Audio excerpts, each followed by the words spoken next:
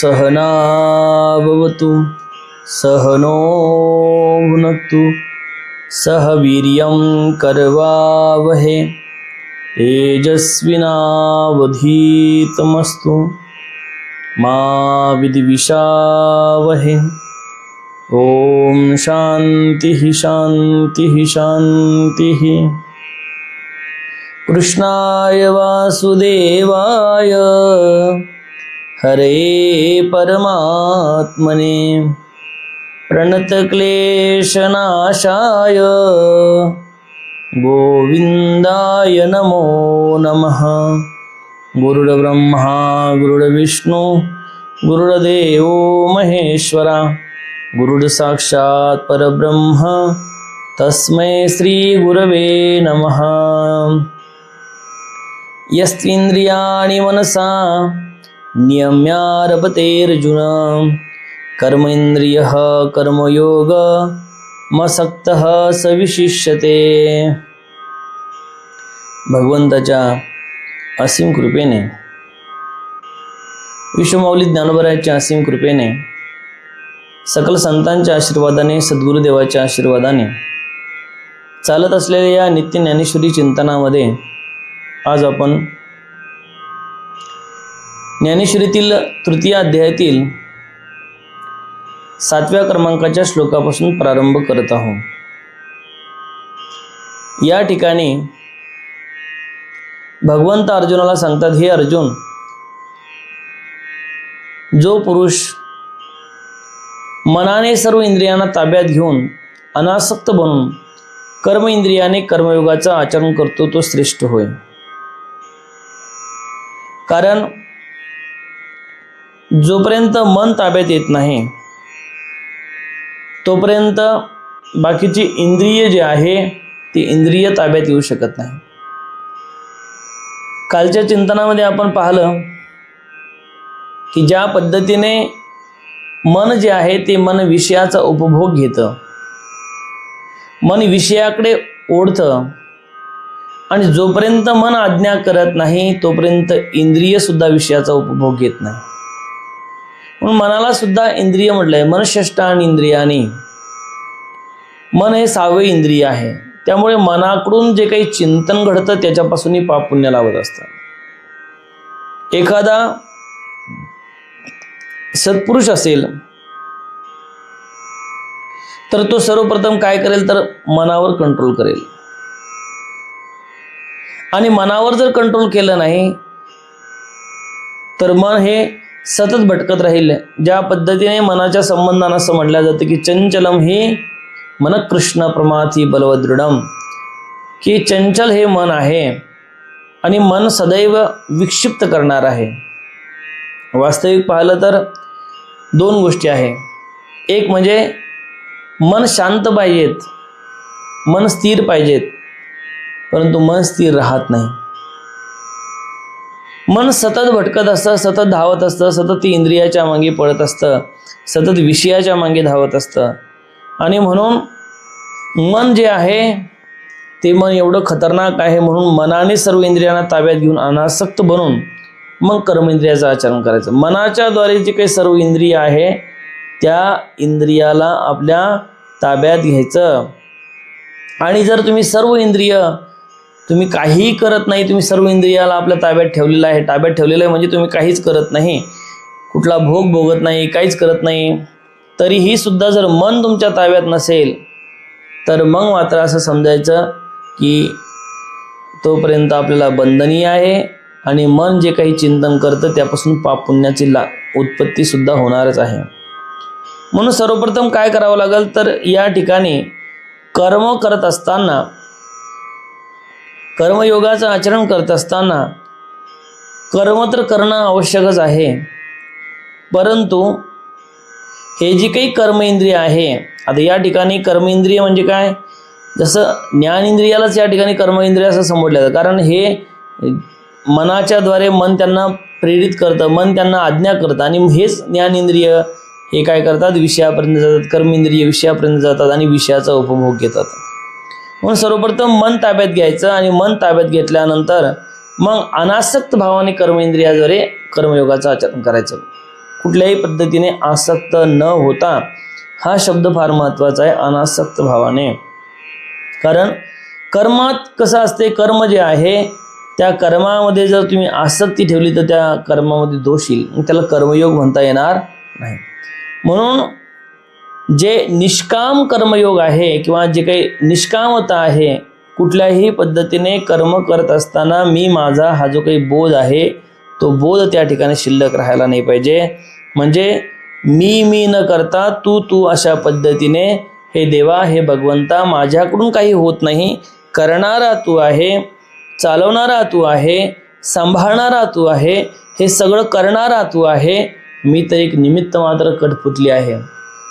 ज्या दिवशी हा भाव तुमच्या अंतःकरणामध्ये येईल, समजायचं की त्या दिवशी आपली परमार्थाकडे निश्चित सुखरूप वाटचाल चालू झाली आहे. म्हणून सर्वात महत्त्वाचं काय आहे तर जी आसक्ती आहे, म्हणून साधकाने काय केलं पाहिजे, कर्माचा त्याग न करता त्यातील आसक्ती त्यागली पाहिजे. अरे संसाराचा त्याग न करता संसारातील आसक्तीचा त्याग करा.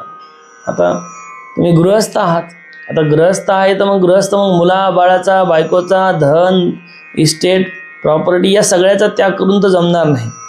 किंवा असं त्याग करून तुम्ही जाणार तरी कुठे. मग अरे ना मुलाबाळाचा त्याग करायचा आहे, ना बायकोचा त्याग करायचा आहे, ना प्रॉपर्टीचा त्याग करायचा आहे, ना घरादाराचा त्याग करायचा आहे.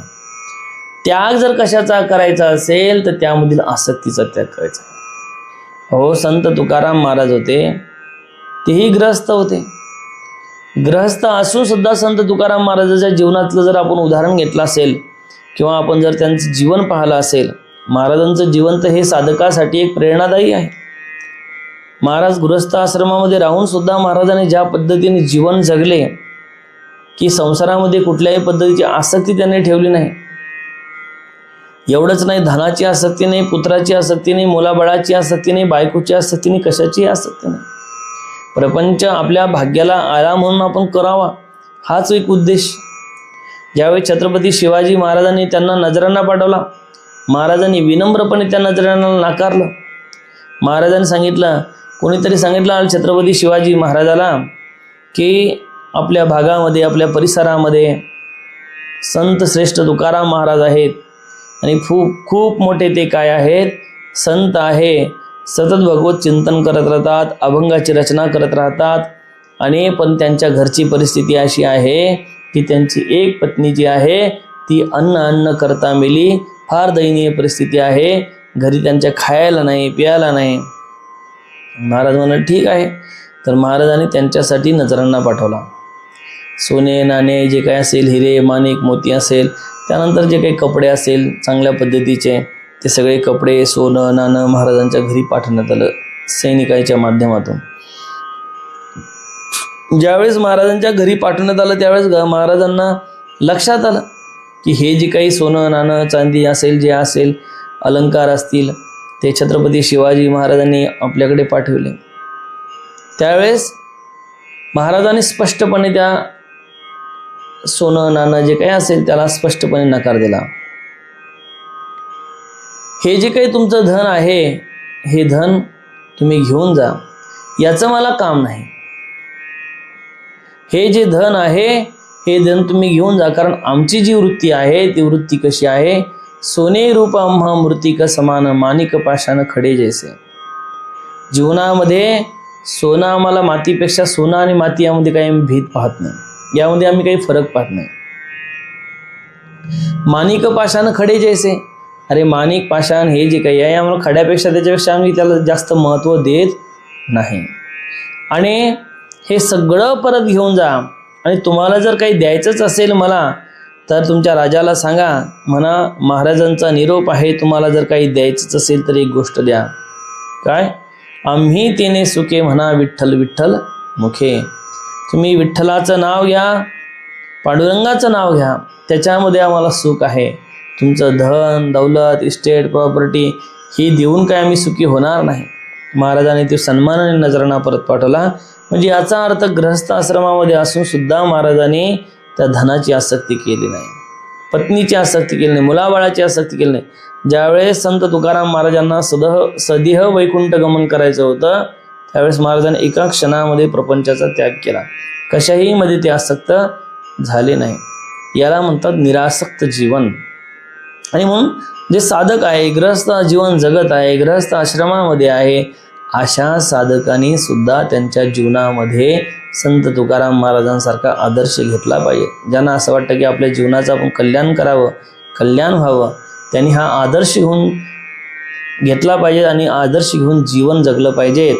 अरे तुमच्या प्रारब्धाने तुम्हाला धन प्राप्त झालं, तुमच्या प्रारब्धाने तुम्हाला मान प्राप्त झाला, तुमच्या प्रारब्धाने तुम्हाला पत्नी, मुलं, बाळं सगळी मिळाली, पण त्या मुलाबाळामध्ये, पत्नीमध्ये, धनामध्ये, मानामध्ये, सन्मानामध्ये तुम्ही आसक्त होऊ नका.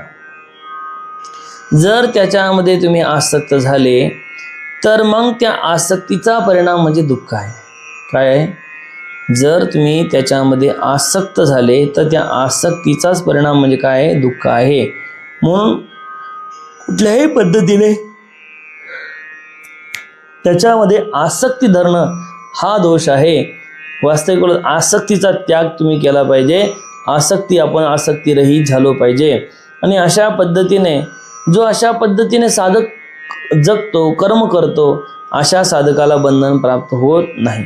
म्हणून काय करायचं तर साधकाने नेहमी मी माझं हा पणा ठेवला नाही पाहिजे. माझं मी हा जो पणा आहे किंवा मी माझेपणा आहे, या मी माझ्यापणाला सोडून दिलं पाहिजे. आणि तू तुझेपणा म्हणजे मीच्या ऐवजी तू, म्हणजे देवा मी करणारा नाही, करणारा तूच आहे, अशा पद्धतीने तू सगळं सांभाळणार आहे, तू सगळं करणार आहे, अशा पद्धतीचा भाव त्या साधकाच्या अंतकरणामध्ये निर्माण झाला पाहिजे. आणि अशा पद्धतीने आसक्तीरहित त्याचं जीवन झालं पाहिजे.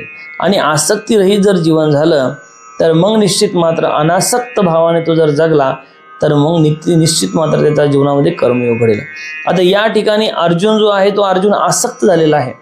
आणि त्या अर्जुनाला हे सुद्धा वाटत आहे की मी जे कर्म करत आहे हे मी करत आहे आणि मी युद्ध केल्यानंतर मी यांना मारेल, हे मरतील, मी मारणार आहे, हे मरणारे आहे, आणि मी हे सगळं करतो आहे, मी सगळं करतो आहे, मी सगळं करतो आहे, माझ्यामुळे होत आहे, अशा पद्धतीचा जो काही भाव अर्जुनाच्या ठिकाणी होता.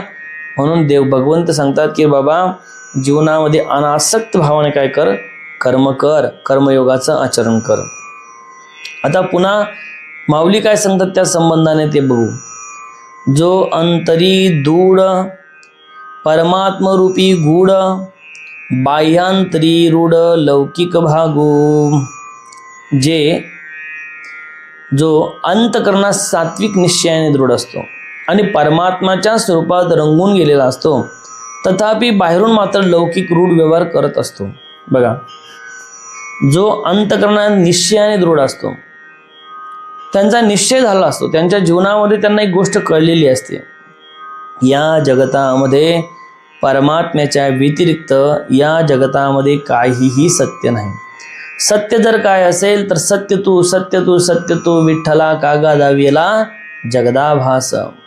सत्य जर काय असेल तर तो परमात्मा आहे, तो परमेश्वर आहे, ते ब्रह्म आहे. आणि म्हणून त्याचा जो काही भाव आहे त्याचा तो भाव अशा पद्धतीने झाला असतो की जो अंतरी दृढ असतो. कशाच्या संबंधानं? परमात्म्याच्या संबंधाने. आणि बाहेरून तर लौकिक व्यवहार करताना तो दिसतोच आहे. जनकाने सुद्धा केला, जनकाने राज्यकारभार केले, पण जनक ज्ञानी होते. बाह्य दृष्टिकोनातून जर विचार केला तर साधू संत सुद्धा या प्रपंचामध्ये राहत असताना बाह्य संपूर्ण व्यवहार करतात. एखादा साधू गृहस्थ असेल तर तो गृहस्थाचे सगळे कामं करतो. एखादा साधू संन्यासी असेल तर संन्यासीची आश्रम चालवणं, मठ चालवणं, ह्या सगळ्या जबाबदाऱ्या तो गृहस्थाप्रमाणेच पार पाडतो. मग याचा अर्थ असा नाही की तो जो आहे, तो साधक जो आहे, तो त्याच्यामध्ये आसक्त झाला, हा त्याचा अर्थ होऊ शकत नाही. तो वास्तविक पाहिला तर अंतकरणातून काय झाला असतो, तो परमात्म्याशी एकरूप झालेला असतो, परमात्म्याच्या स्वरूपामध्ये तो रंगून गेला असतो. आणि बाह्य दृष्टिकोनातून तो लौकिकासारखा व्यवहार करताना दिसतो. जसं माऊलीनं पुढं म्हटलं आहे, जैसे जनामाजी खिचरू असता जनची नोई गोचरू. जसं जनामध्ये भूत असेल तर ती जनाला दिसत नाही, त्या पद्धतीने ते चालते ज्ञानाचे बिंब, तयाचे अवयव ते सुखाचे कोंब, परी माणूस पण ही भांब लौकिक भाव. ते जे महापुरुष आहे ते दिसायला सर्वसाधारण पुरुषासारखे दिसतात, सर्वसाधारण पुरुषाप्रमाणे वागतात, परंतु ते साक्षात म्हणजे ज्ञान स्वरूप असतात आणि ते त्या पद्धतीने लौकिकासारखे जरी व्यवहार करत असले तरी अंतरातून ते परमात्म्याशी एकरूप झालेले असतात. पुन्हा माऊली सांगतात, जो इंद्रिय आज्ञा न करी विषयाचे भय न धरी, प्राप्त कर्म नावेरी उचित जे जे, की तो इंद्रियांना आज्ञा करत नाही, विषय आपणास बाधा करतील अशी त्यास भीती नसते, आणि ज्यावेळेस जी कर्मे करायची असतात त्यावेळी तो कर्माचा त्याग सुद्धा तो करतो. काय पहिली गोष्ट तर म्हणजे त्याला विषय आहे, जे विषय काय करत नाही, बाधत नाही. विषयाचा उपभोग जरी घेतला त्याने, पण त्याच्यामध्ये कर्म प्रवृत्ती नसते किंवा मी करता आहे हा भाव त्याच्या ठिकाणी नसतो, आणि मी करता नाही अशा पद्धतीचा जो दृढ निश्चय झालेला असतो, आणि दृढ निश्चय झाल्यामुळे त्या ठिकाणी त्याला बंधन प्राप्त होत नाही, किंवा एखाद्या विषयाचा उपभोग जरी घेतला त्याने तर त्याच्यामध्ये तो आसक्त होत नाही, आणि आसक्त न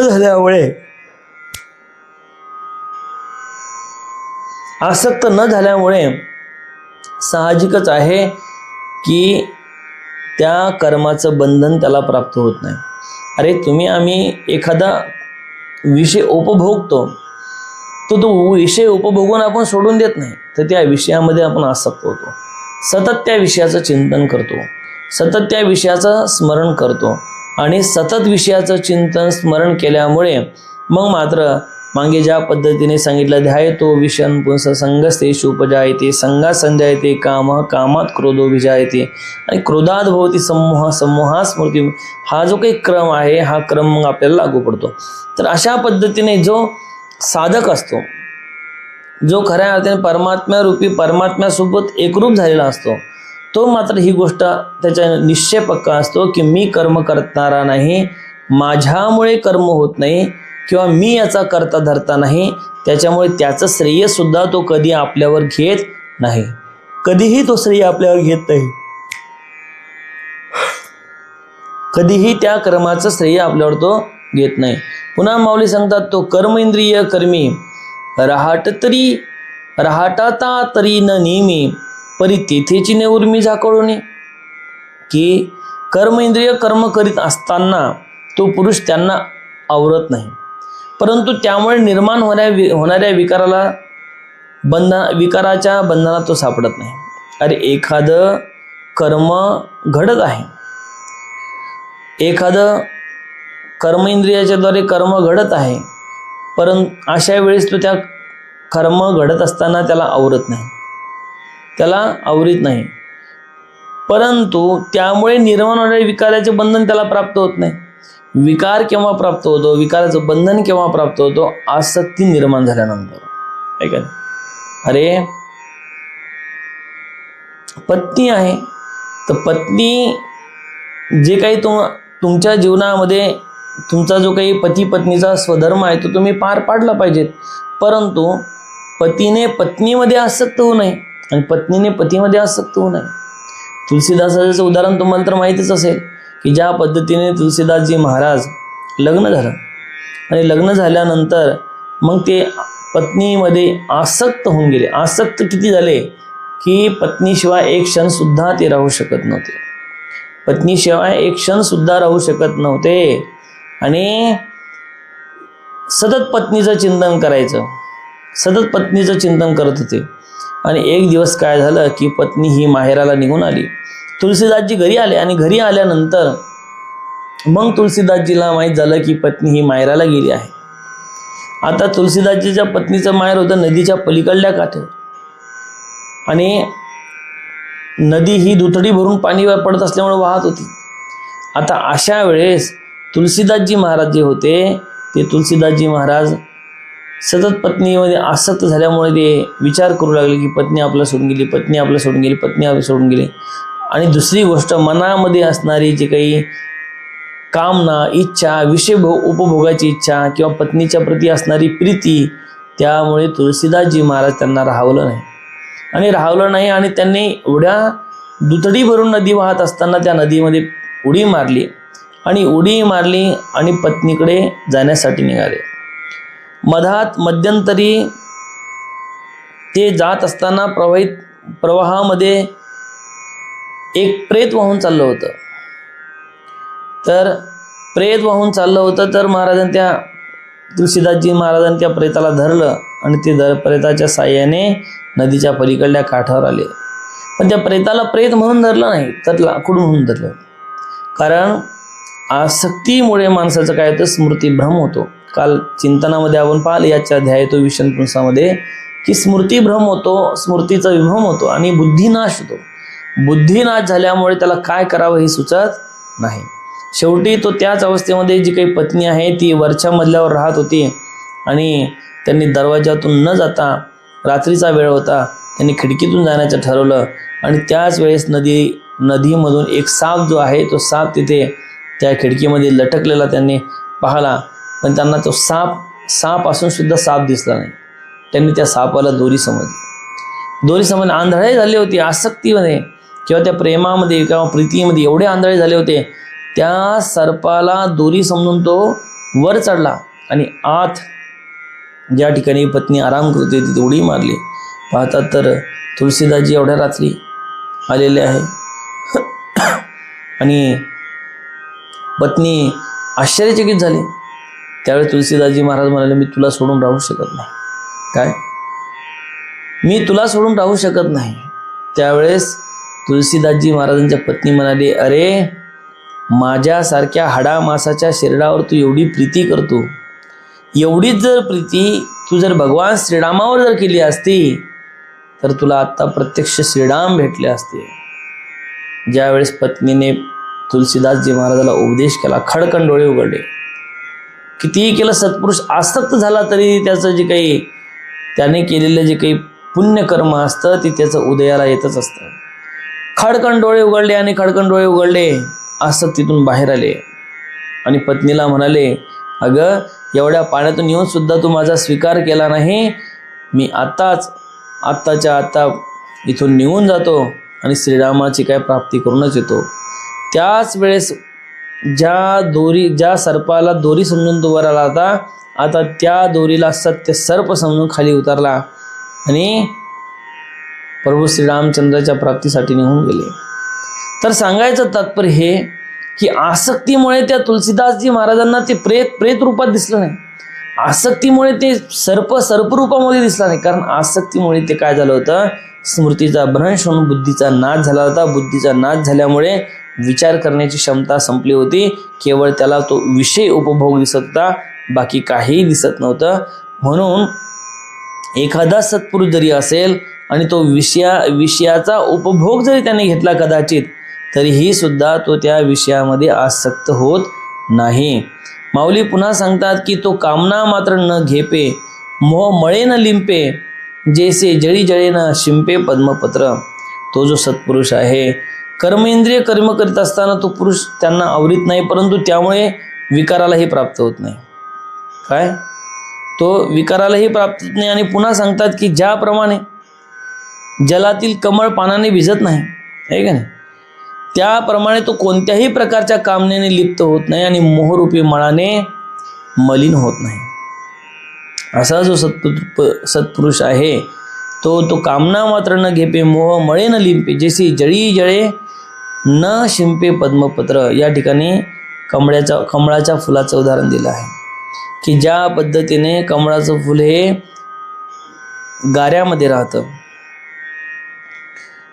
त्या गाऱ्यामध्ये राहत असताना सुद्धा जे काही कमळाचे फूल आहे गाऱ्यामध्ये राहतं, त्याच्यानंतर जे काही कमळाचे पानं आहे ते जळामध्ये राहतात. पाण्यामध्ये असून सुद्धा ते ज्या पद्धतीने पाण्यामध्ये भिजत नाही, त्या पद्धतीने जे सत्पुरुष आहे ते कामनेने मोहाने मलिन होत नाही. जसं पाण्यामध्ये राहून सुद्धा जर आपण विचार केला तर कमळाचं पान जर आपण विचार केला तर कमळाचं पान कोरडं असतं. कसं असतं? कोरडं असतं, वरून ते कोरडं असतं. वास्तविक ते पाण्यामध्ये राहतं पण वरून कोरडं असतं. त्या पद्धतीने एखाद्या सत्पुरुषाने भोग भोगला सुद्धा तरीही सुद्धा त्या पद्मपत्राप्रमाणे तो त्याच्यामध्ये आसक्त होत नाही. तो त्याच्या पलीकडे गेलेला असते, ती अवस्था त्याला प्राप्त झालेली असते, म्हणून तो त्याच्यामध्ये कधीही आसक्त होत नाही. पुन्हा सांगतात, तैसा संसर्गा माझी असे सकळा सारिका दिसे, जैसे तोय संग्या भासे भानुबिंब. त्या पद्धतीने पुन्हा ज्याप्रमाणे तो जो साधक आहे तो प्रपंचामध्ये राहून इतर सर्व जनासारखा दिसतो पण मनाने असंग असतो. जसं पाण्याच्या संगतीने सूर्यबिंब पाण्यामध्ये दिसते. वास्तविक पाहिलं तर जसं सूर्यबिंबाचं उदाहरण या ठिकाणी दिलं आहे. आपण जर पाहिलं तर पाण्यामध्ये पाहिल्यानंतर आपल्या लक्षात येईल की आपल्याला सूर्याचं प्रतिबिंब त्या ठिकाणी दिसतं. प्रतिबिंब दिसतं, परंतु जे काही प्रतिबिंब त्या पाण्यामध्ये दिसतं, त्या पाण्यामधील जो काही दिसणारा सूर्य आहे, त्या सूर्यामुळे जो सूर्य आहे तो कधीही लिंपत नाही किंवा तो कधीही तो पाण्याने भिजत नाही. त्या पद्धतीने एखादा जो साधक असेल, एखादा महात्मा असेल, तर असा महात्मा की ज्याच्या जीवनामध्ये ज्याने कर्मत्याग केला आहे, कर्मयोगाचं आचरण करत आहे, तो अशा पद्धतीने संसारामध्ये राहून, प्रपंचामध्ये राहून इतरांसारखं वागताना दिसतो, परंतु मनाने मात्र पूर्णपणे असंग आहे. वास्तविक बंधन हे मनानं आहे. असं म्हणतात, मन के हारे हार है, मन के जीते जीत, मन ही मिलावत राम से, मन ही करीत फजित. मनाच्या हारेने हार आहे आणि मनाच्या जितीने जीत आहे. वास्तविक मनच रामाकडे घेऊन जातं आणि मनच माणसाची फजिता करत असतं. त्या पद्धतीने या ठिकाणी तो सकळासारखा दिसतो, सगळ्यामध्ये सगळ्या जनामध्ये तो तसा पद्धतीने वागतो सुद्धा, पण त्याच्यामध्ये तो आसक्त होत नाही. त्याच्यामध्ये कुठल्याही पद्धतीची त्याची आसक्ती नसते. कशाही पद्धतीने तो आसक्त होत नाही. ज्या पद्धतीने सूर्य हा पाण्यामध्ये जरी त्याचं प्रतिबिंब दिसत असलं तरीही तो त्या पद्धतीने त्या पाण्यामधील प्रतिबिंब जरी दिसत असलं तरी तो सूर्य जो आहे पाण्यापासून लिंपत नाही किंवा पाण्यापासून त्याला भिजत नाही किंवा पाण्याचा त्याला संसर्ग होत नाही. तैसे सामान्यत्वे पाहिजे तरी साधारणची देखीजे, एरवी निर्धारिताने निजे सोय जायची.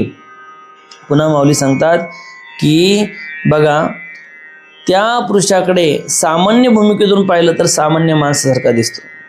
त्याच्या संबंधी निश्चित विचार करू लागलो तर त्याचे वास्तविक स्वरूप काही करू शकत नाही. अरे कोण सत्पुरुष आहे, कोण महात्मा आहे हे कळणं इतकं सहज आणि सोपं नाही. अरे एखादा सत्पुरुष तुमच्या आमच्यामध्ये असेल पण आपल्याला कळतो का? कळत नाही. एखादा महापुरुष तुमच्या आमच्यामध्ये असू शकतो पण ते कळू शकत नाही. कारण कोण मनाने असंग आहे आणि कोणाची संसारातली आसक्ती संपलेली आहे आणि कोण मनाने विषयाचं चिंतन करत आहे आणि कोण मनातून अनासक्त झालेला आहे हे आम्हाला कळू शकत नाही. एखादा सत्पुरुष हा तुमच्या आमच्यामध्ये सुद्धा असेल की जो संपूर्ण मनाने अनासक्त जीवन जगत असेल, ना त्याची संसारामध्ये प्रीती असेल, ना जगामध्ये प्रीती असेल, ना कोणाच्या विषयी प्रीती असेल. एखादा महापुरुष असाही असू शकतो. वास्तविक तो काही गाडी घोडी याच्यामध्ये नसेल, एखादा तो रस्त्याने पायंदळी हिंडत असेल, पायंदळी फिरत असेल, परंतु अशा पुरुषाची जी काही आसक्ती आहे ती आसक्ती मात्र संपलेली असते.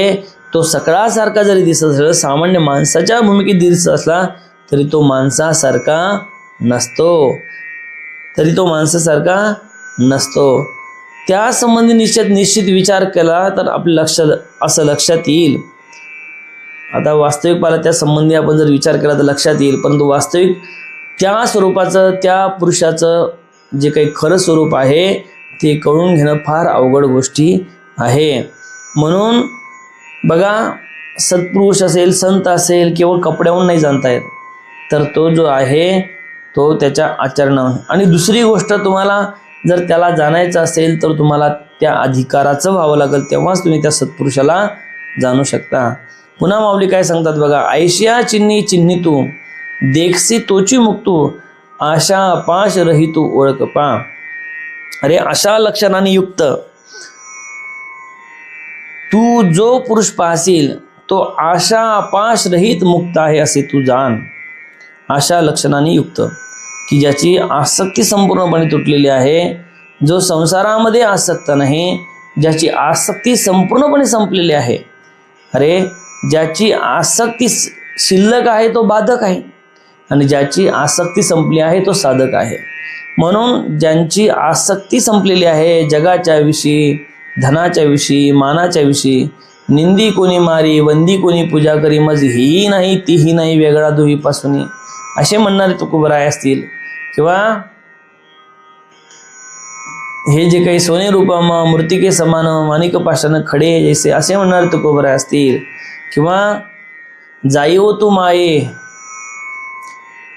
माते समान आम्ही विष्णुदास तैसे नव्हे असे म्हणणारे तुकाराम महाराज असेल, तर असं समजायचं की अशा पद्धतीचं लक्षण जर कोणामध्ये दिसत असेल तर तो खरा कर्मयोगी आहे असं जाणावं. हेच पुढं माऊली सांगतात, अर्जुना तोच योगी विशेषता जो जगी, म्हणून ऐसा हा होय या लागी म्हणिपे तुते. म्हणून हे अर्जुना तोच खरा कर्मयोगी होय, या जगात त्यांची स्तुती होत असते, म्हणून तू असा कर्मयोगी हो असे मी तुला म्हणत आहे. अर्जुनाला म्हणत आहे की खरा कर्मयोगी तो आहे ज्यांची आसक्ती संपलेली आहे. कर्म तर तू सगळे करत आहे परंतु कर्मामध्ये आसक्त नाही, म्हणून असा जो कर्मयोगी आहे तो कर्मयोगी पुरुष तू हो अशा पद्धतीने भगवंत अर्जुनाला सांगत आहे. शेवटी माऊली म्हणतात, तू मानसा नियम करी निश्चळ होय अंतरी, मग कर्म इंद्रिय व्यापारी वर्तुतु सुखे. तू आपल्या मनाचा निग्रह कर आणि अंतकरणात स्थिर हो, मग ही कर्मेंद्रिय खुशाल आपापले व्यवहार सुखाने करू देत. मग या कर्मेंद्रियाला आपापले व्यवहार खुशाल करू दे, त्याच्यामध्ये तू आसक्त होऊ नको, त्याच्यामध्ये गुंतू नको, त्याच्यामध्ये तुझी प्रीती धरू नको. आणि मग तू कर्मेंद्रियाने कोणतेही उपभोग भोगले तरीही तुला बंधन प्राप्त होणार नाही, फक्त त्याच्यामध्ये आसक्ती धरू नको. अशा पद्धतीने या श्लोकावर या ठिकाणी आज आपण चिंतन केलं. झालेली जी काही चिंतन रूपी सेवा आहे ती विश्व माऊली ज्ञानोबरायाच्या चरणी आपण समर्पित करू. ओम पूर्णमदः पूर्णमिदं पूर्णात् पूर्णमुदच्यते पूर्णस्य पूर्णमादाय पूर्णमेवावशिष्यते. ओम शांतिः शांतिः शांतिः.